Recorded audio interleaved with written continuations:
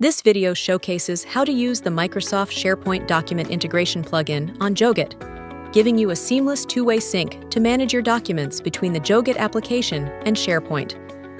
Open the Joget form and click on File Upload.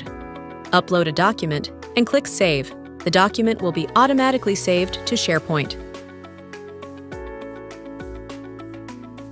To verify, open the SharePoint folder and follow the path specified in the plugin.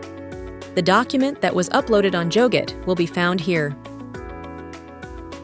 The file can be downloaded by clicking on the file name.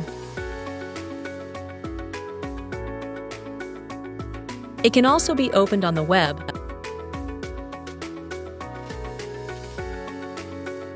Microsoft Teams,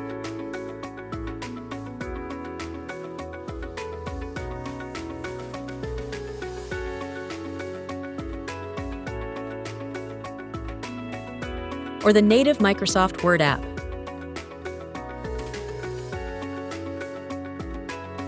To test the two-way sync, navigate to Microsoft SharePoint and upload a document.